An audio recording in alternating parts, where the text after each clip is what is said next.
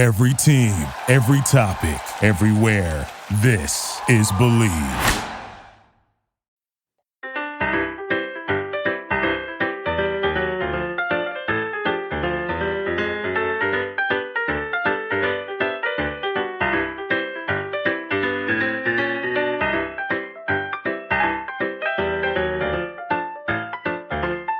Hello, everyone in podcast listening land. I'm Karen Devaney. And I'm Ann Varner. And we're sisters. Welcome to Sugar Coated Murder, where we'll discuss And probably inappropriately laugh about and comment on Yep, one of our favorite subjects, murder. Oh, and we love to bake. And why not combine our two favorite subjects? baking. And killers. Hey, y'all, it's Ann Varner. I want to tell you about a podcast I've been listening to called Clean Beauty Podcast. It's a podcast hosted by Cassandra McClure, who's a former multi-award winning celebrity makeup artist. She's also an educator and a business mentor. Cassandra uses her podcast to educate consumers on high-performing products, quality ingredients, laws, health risks, and environmental impacts of the beauty industry. She has fantastic guests and tons of important information for people like you and me. So if you want more information on what goes into your beauty products like makeup, shampoo, lotions, even laundry detergent, you should check out Cassandra's podcast, Clean Beauty. Also, find her on Instagram. That's Clean Beauty Podcast. You won't be sorry you tuned in. Trust me. Well, welcome to Sugar Coated Murder Podcast. This is one of the episodes that we call Anything But Murder, Shorty. And we have a special guest with us here today. It's our friend Stephanie. Yay, Stephanie. Welcome, Stephanie. Welcome. Please introduce yourself. Hi, I'm Stephanie Berg. It's so great to be here. I thought we were talking about murder up until just a second ago. Yes, surprise. No. I like to keep you on the edge of your seat. You two are good at that. Stephanie Yes. has been so kind enough to invite us into her home Yes, so that we which can she'll talk be to her. saging afterwards. Yeah. To get this energy right the heck out that door. So it's okay. So why don't you tell our listeners a little bit about you? Okay. What do you do? Well, currently, in this iteration, I am a certified holistic life coach. Love I'm it. An embodiment teacher. I like that. I am a breathwork facilitator and a mindful movement guide. And all of that is just a fancy way of saying I help people connect back home to themselves through their bodies. Oh, wow. And I've been doing this work for about 7 years. Before that, I was a professional ballet dancer. So I had a really interesting journey in that career of healing and a lot of issues with my body and body image. So that's really kind of informed the work that I do now. And the work that I do now is pretty experiential. So I do a lot of in-person events. I lead retreats, and I do some online stuff too, as well as I do group programs online and in person. And yeah. So you were telling us that you just got back from Mexico. Yeah. What were you doing down there? So I was actually supporting a friend of mine who was leading a retreat and teaching at her retreat in Mexico. So there were about 20 people there. And we did a variety of things throughout the week. Essentially, like what I started to realize while we were there, I hope it's okay if I share this. Absolutely. Yes. That's what you're here for. Yes. I think sometimes people can look at this wellness culture, and there's a lot of people doing it in different ways, but people have even asked me, like, what is this, like, rich white women getting together and going to a luxury accommodation type of place and just like finding themselves. And I've had some judgments about that too, because I see a lot of that surface level work, and there can be some like cultural appropriation that goes into this quote unquote conscious travel. But I had a really powerful awareness come through while I was in Mexico that this work is really, really important on a number of levels. And I can kind of I'll just ramble a little bit about yes, ramble away. We are both like we love to hear other people's voices. We constantly just hear ours. I love it. Well, thanks for letting me share. But these experiences, I believe, are really about social change. So on the day to day, we're really separate. We're really isolated. We're in our houses by ourselves. We don't live in communities in the way that we used to. That's very true. Way back, our ancestors did. So when people go on these retreats, often there's an awareness of self. They have an intention that they're there just for them, whether that's to receive some healing, to have some time away from their daily life, to like soul searching type of work. But ultimately, they're there for a personal intention. But then this other really beautiful thing starts to happen where they kind of start to evaluate how they fit into a group on a wider scale, right. Which can bring up a lot of people's stuff, you know, like how do I fit? Is it okay for me to be just me? Like I'm not faced with having to live in community in my daily life. So like this person is really extroverted, but I'm kind of quiet and shy. Like I still belong in this group just as much as everybody else does. Sure. So to be able to share that within a group and also to kind of lean into it, to really connect to your unique expression of who you really are and let that be more than okay. Yes. So there's that element where it's like finding self and then also finding self within a group and how they fit within the group. And then beyond that is like connecting back to the earth and to the planet. Because in Mexico, we were outside the whole week. Obviously, we weren't sleeping outside. We had our Oh, thank God. Oh, yeah. I was crocodiles. Thinking about it. I'm And like, then I'm out. I'm I can't checking do it. you I out. can't do the outdoors. No, but we had our rooms that we were sleeping in. But for the most part, we were outside. We were moving our bodies outside. We were spending time with one another outside, laying on the earth, being surrounded by the elements. And really, nature is such a great equalizer. It really helps us to diminish stress and just remember that we're part of something greater. And a lot of us don't have that in our daily lives. I mean, there are days when I'm like behind the computer for the majority of the day. And it's like, realize like my body doesn't like that. I feel more tense and anxious and I might be more mentally stressed as a result of that. So having that remembering of what it's like to be in nature, how much love there is from the planet towards us and how we really are so deeply connected to the seasons, the cycles, the rhythms. And then also in terms of travel and going to these different places, I love going to Central America and South America. I'm taking a group to Peru in May. Wow. And Costa Rica in August. Wow. And part of that is really back to that appropriation piece. People are often like, well, oh, isn't that, kind of like of the colonizer mentality where you're going to these places as a white person and taking those people's traditions. And I can see that. And there are people that are not as mindful in their and the way that they travel and could just, oh yeah, we're going to try on these traditions as our own. But we don't do that. I really look at it as we travel to these different places so that we can learn from the elders who never forgot what it's like to be connected to oneself, to live in community with other people, to live in cycles and rhythms, in connection, in harmony with the planet. And so I try to find elders in those communities that are still deeply connected to the lineage of their ancestors and all of those beautiful ways that really this spiritual practice is a way of life.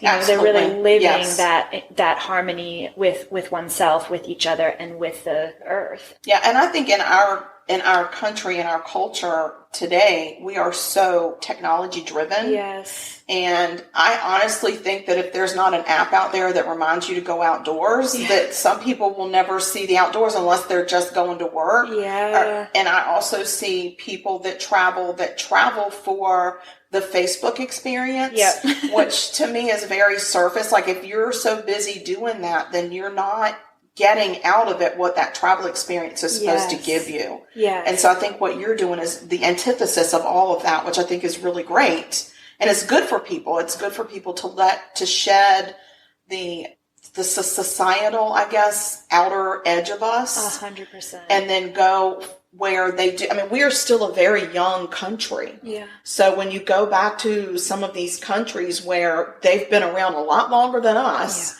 you are able to get in touch with some history that goes so far beyond where we're babies. Yeah. If you compare us to their culture. Totally. And our culture is fast paced and changing, but there's so many cultures around the world that they're thousands of years older than us, and yet they're not this fast paced changing culture. They're still rooted in that original culture. And totally. What an experience that must be. I know my daughter went to Ireland when she was just out of college, and it was the first time she had been out of our country. And the thing that really stuck with her was this world is so vast and we only see such a small part of it. Right. And it was something for her to sit in a chapel or in a church that was there so far before our country was ever found. Right.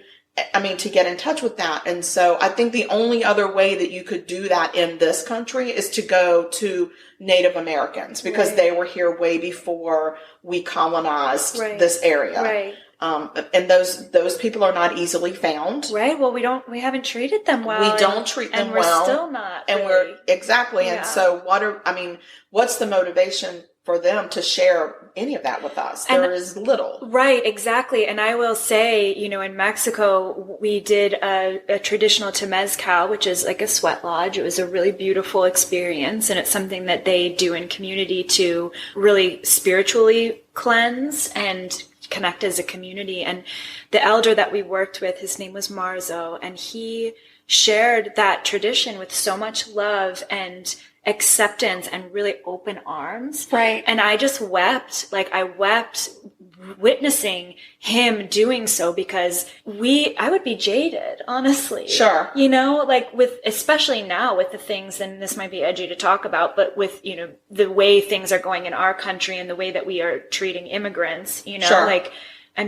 There's still such an open-heartedness, and he kept saying, we are all brothers and sisters, and we've forgotten that, we really and truly have. Yes. And it's difficult to reconnect with that. Yeah. And so I think what you're doing is great. But can you tell me a little bit about your breath work? I'm really interested in this whole breathing situation. Breathing is good. Yes, Breathing is good. And we breathe. I mean, I try every day to breathe, to get my breath in. I will tell you that I'm not always good at it.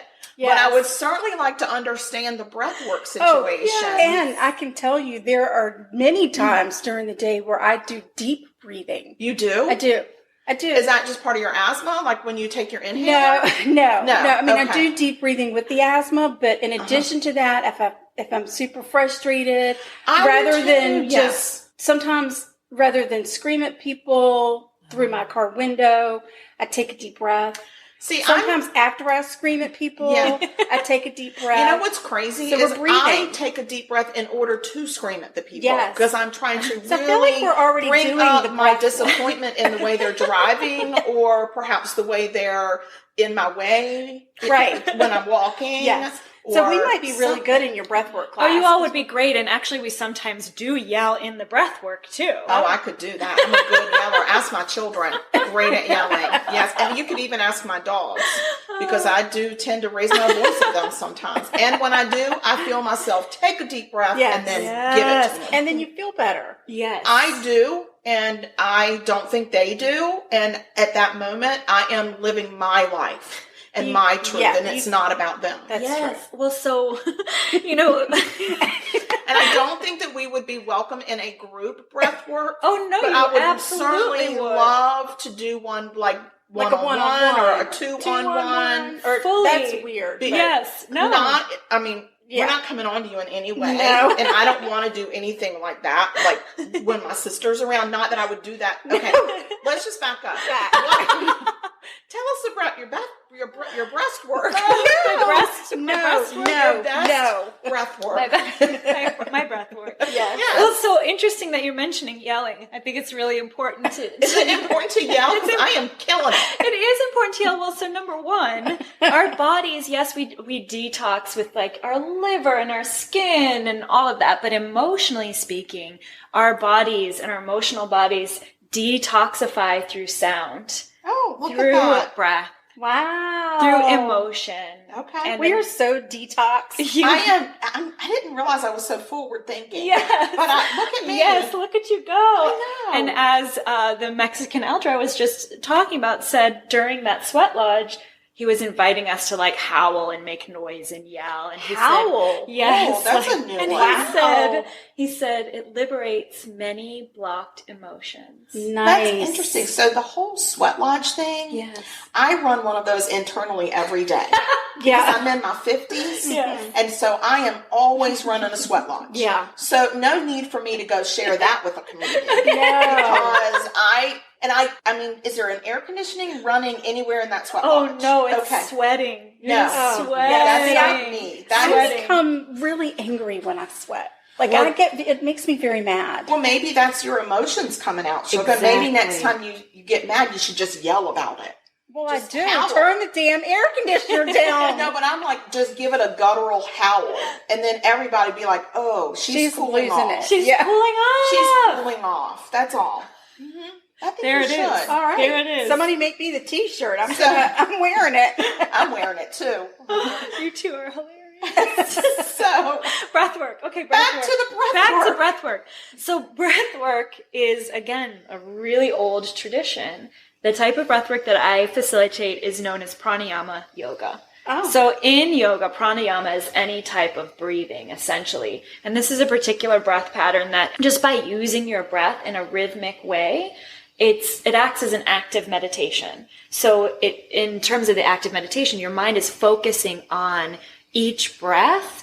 So, I know you all have meditated before. Yes, and we have. it also reminds me of Lamaze a little bit. Yeah, maybe a little bit. Because you are focused on breathing and not the fact that they're driving a freight train out your very innards. Dear heaven. So I get Oh my that. God. I mean, that Yes, it gives you definitely something gives you to something focus to think on. about besides the ripping of your body. Yes. Yeah, that's a great way. Well, there's no ripping of your body in this particular Thank God. breathwork. I'm thank ripped God. enough. But in terms of be on a similar scale is just how busy our minds can be and how Sure. that can create a lot of not only disconnect, but a lot of problems for us physically and mentally and emotionally and around us, because we do spend a lot of times in our head. Yeah. So in terms of labor, you're going through a process where your body, you can't really ignore your body. Nope. You are in it. You're Yes, you're in it. Yeah. And you can't get out of it. Yeah. You can't go, time out, I'm going to walk away and come back tomorrow. No. No, You've got to find a way through it. you do. Yeah, and obviously, I've never been through labor personally, so I don't know about Lamaze, but it sounds similar in the sense that it helps you to kind of have some way to move that pain Yes. and that energy. So similarly, breath work is something that people tend to have a lot of strong emotional releases, or they have really profound clarity and awareness. People will connect to not only their own spirit, but the spirit of past loved ones. And, That's awesome. there's a lot of really beautiful things that can occur just in one session when we use the breath through a lot of the stuckness that happens emotionally, Okay. energetically. Do you have any questions about it that I could answer? I mean, I like what you're saying. I like what you're putting out there. I definitely can see some huge benefits for it. But my question is, as a female in my very, very early, Oh my gosh. my No. early mid-50s. Early mid-50s. Let's just say in my 50. I'm in my 50. I just, is there hope for, I'm in front of you right now. Here I am. You know me. Yes. And I'm not sure, are you that good to make me connect to something other than my brain trash? So I got a lot of brain trash.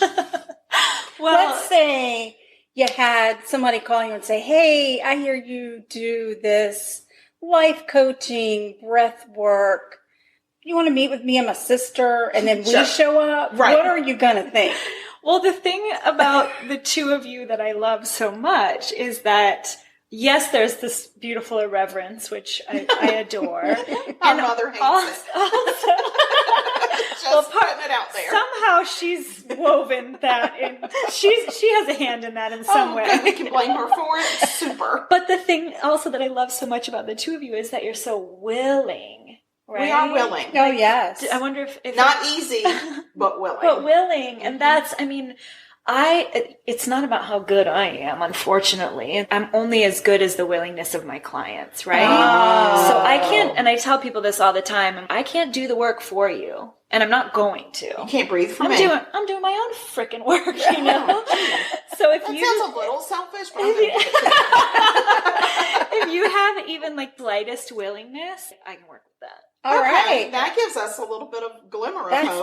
there could be hope. There could be. Yeah. Yeah. It doesn't mean it has to be perfect. It doesn't mean it's going to be like easy all the time, but just having the willingness and the devotion to yourself is the ultimate. Well, we're always looking for ways to improve ourselves. Oh gosh, because we are so low at the bottom rung that we know there's only room for improvement. No, in this it's not. life. And here's the thing. We're like- always looking to improve upon ourselves, and because she's my sister, I kind of want to improve on her too. Well, I'm kind of the mindset that who each of us is actually really perfect. So it's not about fixing or improving I love that. or No wonder you like us. It's not about fixing, improving, or changing. That's all the ego, right? That's all your ego is like, oh, something's wrong. I got to do more. I've got to work harder. No, it's who are you really? Who are you really beyond all of the BS, the identities, the masks, Some true soul searching. Yeah, like because I'm going to tell you, I did soul searching, and then my soul turned around and said, "Please stop following me." And I said, "Not a problem." And then we just have come to this agreement that we're going to love each other from afar. oh, So, I mean, that's why I'm saying, like, my soul said, "Look, back it up. You're too close." your soul loves you no matter what. It does? Yeah. Okay. Yeah. Okay. Well, that's See, interesting. Look at she us. did it with a smile. She did. She said She's your so soul loving and loves accepting. you. That's why I love you so much. Yes. From the first day in Carol's class where we met you, you had this openness of, I love you.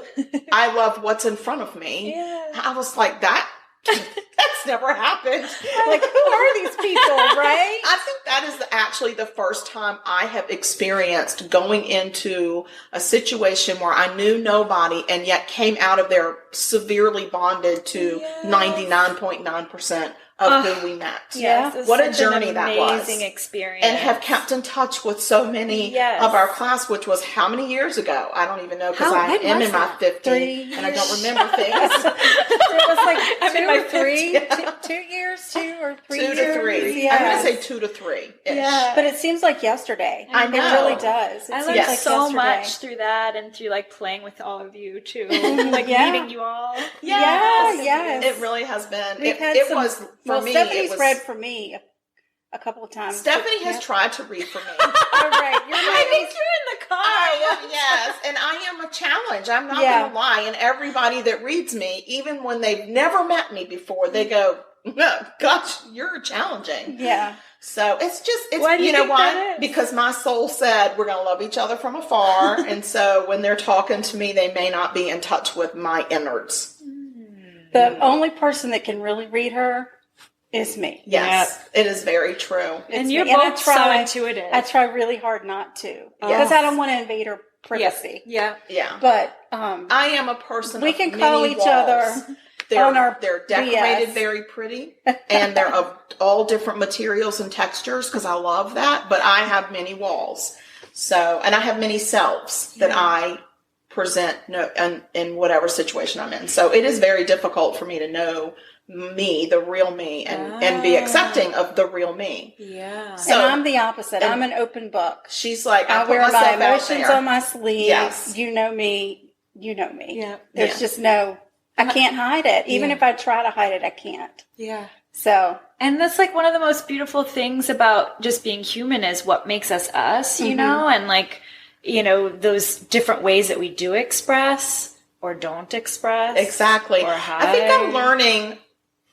that imperfections are actually what make you perfect. Yes.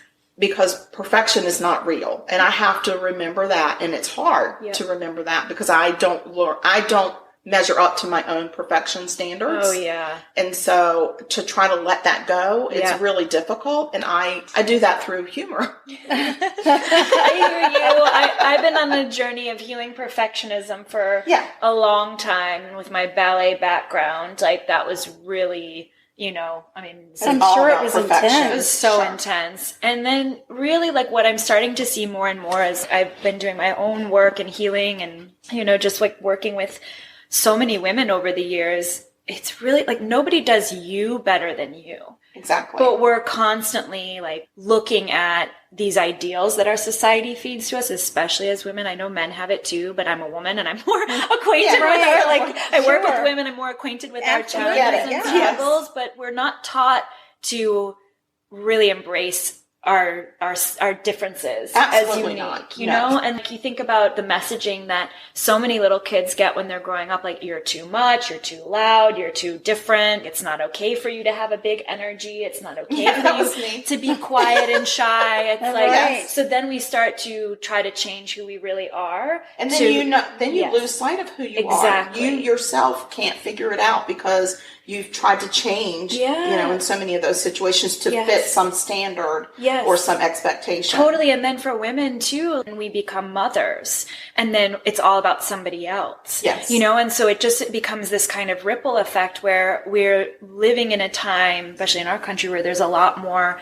mental health it's a mental health breakdown, more of a mental health crises. And a lot of that is, in my opinion, there are many layers of it, but not really having that access to who we really are. We're taught a lot of ways to diminish that or to kind of train it out of ourselves. Sure. And you think about just the way our daily lives are structured from the time we're 5 and we start school. If you go to a traditional school versus a homeschool, you get out of bed, your nervous system is on high alert to the alarm clock, rush, get to school, and then sit at a desk all day. You're not allowed to be wild and free and play, you know? And we still have that within us as adults now, like where we need to play, we need to find fun and joy. And so much of our existence is about work, productivity, our society. And then we're defined by that in so many ways. You're defined by what do you do for a living? How successful are you? How long have you been doing it? How much money do you make? I mean, how are you recognized in your workforce? Exactly. And letting go of that and trying to bring yourself to a place where work is not the forefront is really difficult. Yeah. And I think until I got to be in my 50, I didn't get it. And I defined my success in work. Yeah. And I really have had to step back to say, what is success? Because it's just a word. Yeah. And it's not all about work. And the person you are at work, you work so that you can sustain the life that you want. Right. And so I think for me, it was just the opposite. Totally. Because you're what you just said, you're a person first, right? You want to have a life that you love and enjoy, but because of capitalistic ways, it's like work is the primary focus. Yeah. And our relationships, our health, everything else, our spirituality, a lot of that can kind of fall by the wayside because it's this ever growing, ever present thing. Yeah. Like, I mean, I'm not perfect. I definitely am. I just think that in our society, it is very prevalent. Yeah. And so I even mentioned to my daughter the other day, I really wish that I had stayed home with my children. And she laughed and said, you would have never made it because you were, from the time I was born, I know you were very career driven and you would have been miserable at home. And so she said, don't think for a minute that I'm sitting here thinking I had this horrible childhood because my mother didn't stay home with me, because you would have been horrible. Horrible. Because you would have been so unhappy with yourself. And I said, that's actually true. So why am I so regretful of not staying home with my kids when my kids are like, you were exactly where you needed to be? Yeah. So, it's like a healthy balance, It's like just finding a way that is, well, I don't know if balance truly exists. I'm not sure either. I honestly think we're always shifting. It's like we are standing on very fine sand that's always, so we're always trying to balance, but I don't think I've ever met the person that's got the perfect. But I do think, though, for both of us anyway, when we hit that 50 number, we somehow gave up a lot of the we have to be a certain way Yes. concept. And with that, we seem to be balancing much better now than we did before. Absolutely. And I think we accept ourselves a lot more because I think when you hit the 50, I think what happens is it hits you square in the head.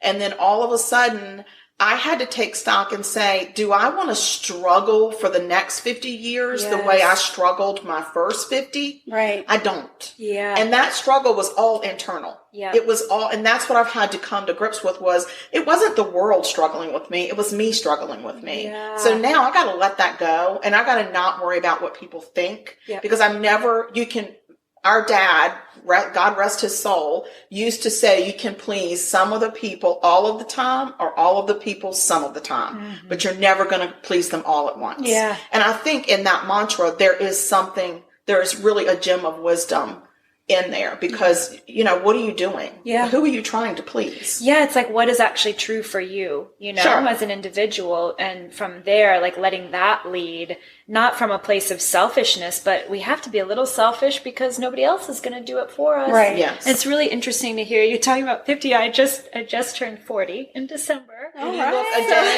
you look like you're a day over 23. Oh my God. So, I'm like, stop. We're gonna bottle up whatever regimen you're doing and we're gonna apply it to our 50. No, to our 50.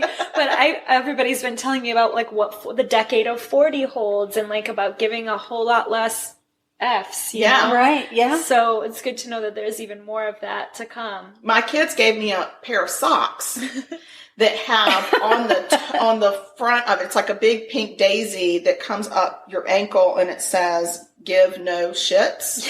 And on the bottom it says give no F's, but it's actually spelled out. And I love wearing those to work. Just those socks alone remind me you don't have to give a shit. You really don't. Go do your work and do your best work, but then don't let that define you and don't be wrapped up in that rat race of I've got to have this recognition or I've got to be better than this person or just let it be. Because it will all come. It will all come there's if you enough go for in and everybody. apply yourself and you do your work and you are dedicated to your work, then all of the notoriety or whatever, it's all going to come. And even if it doesn't, it's okay. Right. Yeah. Because if I have something written on my tombstone about me working, I'm going to be pissed. Right. You know what I'm saying? Exactly. And that's not what I want to leave when I leave this planet. Exactly. So I got to figure out something better. I've tried to learn at work. I have my job and I bring something to the table. That's why I'm there. Everybody brings something and we're all in different places in our journey. Right. And it's okay if I'm not at the front of the line. Right. Somebody's got to be not the front. Yeah. And it's okay. And just kind of go with it. Just go be your best self. And also try to, while I'm doing this work, try to have one positive impact on one person that day. Mm-hmm. And I think that gives me a lot more meaning to why I'm there than the spreadsheets that I do. Yes. Look at that. It's so deep. Oh my gosh. Look at very deep. Very it's deep. so deep. I think I might have a scar. Yeah. So let's talk about how people will find you if they're interested in doing breath work or life coaching or movement. We didn't even talk about the body movement because I just can't even go there with myself. I think that one of you, I won't say who, but I think one of you is supposed to come to one of my dance classes. Well, I've thought about it, but every time I think I'm going to do it, I just can't. And so I can't or won't. Can't. It's not that I won't because I can't. I'm holding myself back. Let's commit that at some point this year, you and I will take one of the dance classes. We will do a dance class it together with Stephanie. I would. Are you okay with that? I would love if that. we come together, that's a lot of energy in one room. Listen. I welcome all of you. Okay. Exactly as you are. Okay, we'll do without a doubt. We will make and I think you all would love that class so much. You think so? I think you would. Okay. We have women of, I think it's 18 and up, so not all ages, but women from, mid to late 20s all the way up to 70s. It's different body types. It's different skin colors. We welcome anyone that identifies as woman. So, that can be people in transition or really having a different expression of their femininity. And it's an amazing class. It's like, we call it kind of like shamanic work to pop music. Oh, so it's really like emotional therapy in a way too. And I have a lot of women that keep coming back, because it's not about how it looks. It's not about performing. It's not about doing it right or wrong. It's really about like how it feels to be in your body and to move in the way that your body wants to move. Okay, so I have a question. Yes.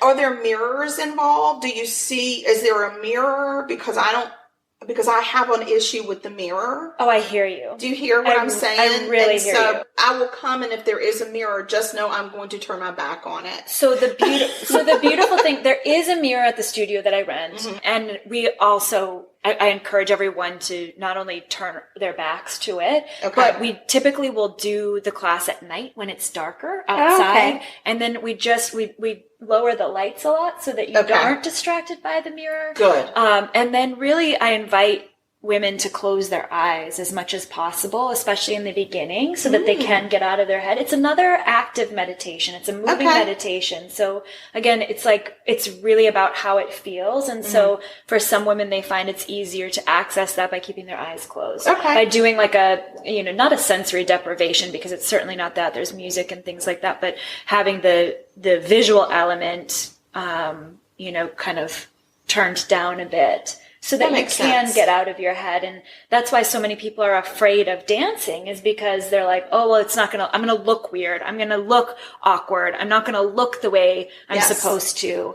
But I mean, listen, I was scared to death to take this class the first time when I did. And I have a background in dance. But I was just so I was someone who never wanted to dance at weddings or like dance at a club, because I just felt really self-conscious. And like with my ballet training, it was supposed to look a certain way. And so I was kind of terrified of the freedom of like, what if I look ridiculous? And people would say things like, oh, if I did dance, like, oh, I thought you're a dancer. I thought you're supposed to be able to dance a certain way. I hope you broke. Well, I stopped dancing. I just stopped dancing in public. And so this class, actually, the first time I tried it, I was so terrified, like I said, and I had such a freeing experience. And like now I will dance really anywhere.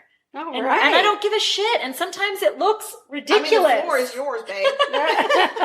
Sometimes Anne can hum a little ditty for you. Let's see it. But it's like, it's not about, I don't care what I look like anymore. It's about the joy of expression through my body. And that's, and dance has always been a really special medicine for me. And when I became a professional, sort of that world kind of poisoned it a little bit. It wasn't about the expression anymore, the joy or the creativity. It was about doing it right versus doing it wrong. And doing it for someone else versus doing it for yourself. Yeah, so this class really reclaims that. So that women can have an experience of what it's like. Well, we will wear our Depends. I'm going to come pick you all up. I'm going to kidnap you and bring you to So no, I'm saying let's say by May. We're going to do this by May. Next one's in March. Okay. All right. I'm not saying we're going to do that one. I'm saying we're going to talk about it. But we will commit to doing one. Before May, we will. And I think that we could do some breath work with you as well. Definitely. My question is, can I do that in bed? Do I have to be in a certain setting? Can I lay in bed and do the breath work that you teach? Yeah. Because I really, like, if I'm Netflixing, and I'm in bed and I'm watching some of my shows, if I just took a pause, could I do some breath work? You could. Okay. You could. And actually I have a virtual circle that's this week. Oh, wow. If you all want to come to that. Yeah. So you can do it in the comfort of your own home. Exactly. Okay. Wow. That's amazing. Yeah, that's a good place for me to start. Yeah. You in the privacy of my home. Totally. Yeah. All right. So let's go back and say, you let us know how can people find you? Definitely. People can find me at my website, StephanieBergCoaching.com. So we'll put it when we drop this episode. We will make sure we put your contact information. But I do want you to say it too. So people can find me at stephaniebergcoaching.com. That's my website. Okay. Berg is B-U-R-G. And I'm also on Instagram and Facebook. Or you can always email support@stephaniebergcoaching.com. Perfect. And I'll that's be at wonderful. some locally, like some different spaces around town hosting events and things like that. I've got another retreat coming up soon. Awesome. Okay, well, this has been so This nice. has been amazing. This has been such a great break from murder. Yes. Yes. I'm so excited for you all. Nobody Thank killed you. anybody. Nobody killed no, anybody. we Well, my didn't. cats are known for murdering snakes and birds and bringing them into the house, but that's probably a little different. That's a little different, and Very I- thrilled that didn't happen. I am here. so thrilled because this would have gone a whole different whole way. Yes. different way. Yeah, like I said, I'm not a nature person. I respect nature. I think it's a wonderful thing, but I don't want it in my presence. I don't want dead nature in my No. presence either, but it's an offering a lot of times. It is an offering. We actually they brought a snake in a few months ago and it was still alive, Oh, no. and it moved so fast. No. It moved No, no, so no. fast it slithered into that vent back there. No. Oh no! And we've never found it. Okay, we gotta wrap So it we're up. going to wrap this up. Wrap We're going to this get up. going because I feel like I might be sitting on a snake. And hey, Katie, you need to bring your friend Fred over here to find her snake. All right, Anyway, you guys this have has a been great such week. a blessing. Everybody stay sweet, and we'll talk to you soon. Bye. Bye.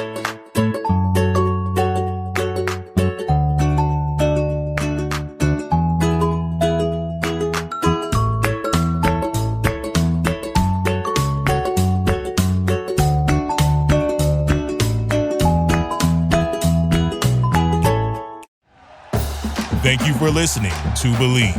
You can show support to your host by subscribing to the show and giving us a 5-star rating on your preferred platform. Check us out at Believe.com and search for BLEAV on YouTube.